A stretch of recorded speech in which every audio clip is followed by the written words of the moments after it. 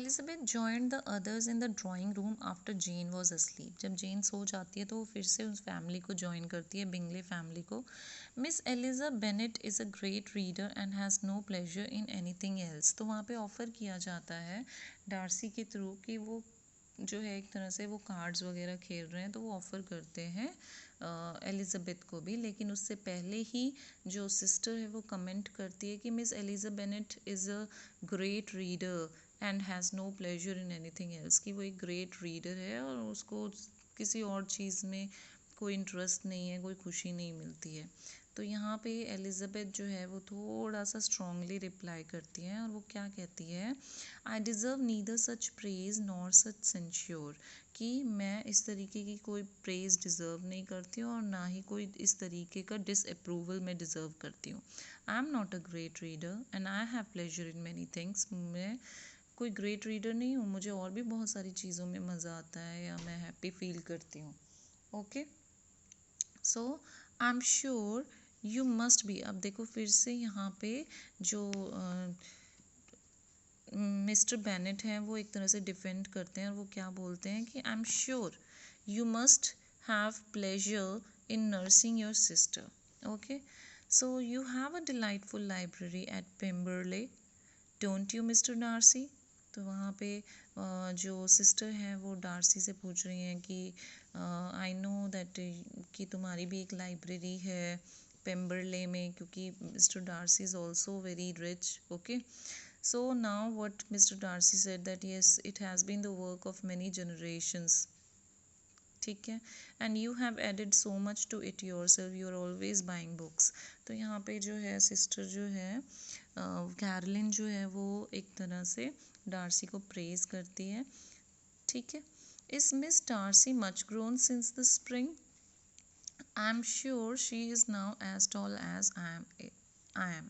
तो डार्सी की जो सिस्टर है उसके बारे में बात कर रही हैं कि अब तो वो बहुत बड़ी हो गई होगी like me, and such a delightful girl, such a countenance means face expression, such manners and so extremely accomplished for her age, कि मतलब कितनी ज़्यादा उसको, कितनी डिलाइटफुल गर्ल है ना, कितने अच्छे मैनर्स हैं, कितने अच्छे फीचर्स हैं। तो एक तरह से यहाँ पे डार्सी को खुश करने के चक्कर में वो ये सारी बातें बोल रही हैं। ठीक है, अकम्पलिश्ड होता है skilled. It is amazing how young ladies can have the patience to be very accomplished. तो यहाँ पे फिर से जो मिस्टर बिंगले हैं वो रिमार्क करते हैं, क्या बोलते हैं कि कितने पेशेंस चाहिए एक लेडीज़ को अकम्पलिश्ड होने में, completely skilled होने में। All young ladies accomplished, what do you mean? Yes, they all paint tables, cover screens and knit purses. I do not know anyone who cannot do all this. उनको लगता है कि हाँ सभी लेडीज़ को जो है ये सारी चीज़ें जो हैं वो करती हैं, कि paint tables, cover screens, net purses. ठीक है, तो मुझे नहीं पता कि कौन ऐसे है, कौन ऐसी फ़ीमेल होगी जिनको ये सब नहीं आता होगा। तो देखो अब नेक्स्ट जो है कैरोलिन बिंगले जो है यहाँ पे क्लियर आउट करती हैं कि किस तरीके की थिंकिंग वो रखती हैं।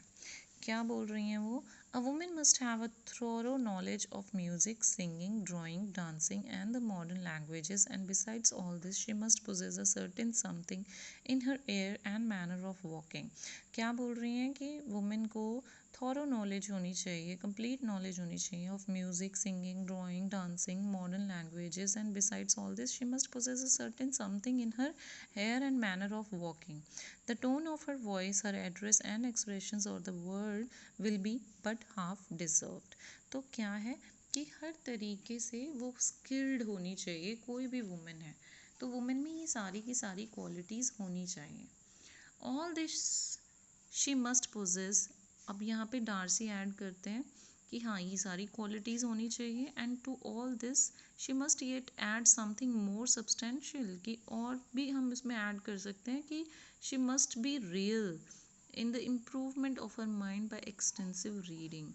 कैसे रियल हो सकती हैं, ताकि वो किस तरीके से इम्प्रूव हो सकती हैं, किस तरीके से रियल हो सकती हैं, by improving their mind by reading, by extensive reading, कि वो बहुत ज़्यादा रीडिंग जो है मतलब बहुत ज़्यादा एजुकेशन नॉलेज होनी चाहिए गर्ल्स को, फीमेल्स को। So now, Elizabeth, what she said, I am no longer surprised at your knowing only six accomplished women. I rather wonder at your knowing any.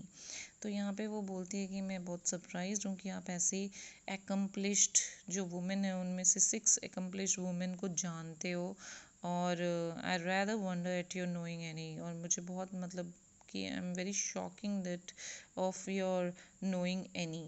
Okay, so are you so severe upon your own sex. तो यहाँ पे वो बोल रही हैं कि अपने जो आप मतलब मेल है वो, तो वो male, are you so severe upon your own sex मतलब you are very much serious about your own gender.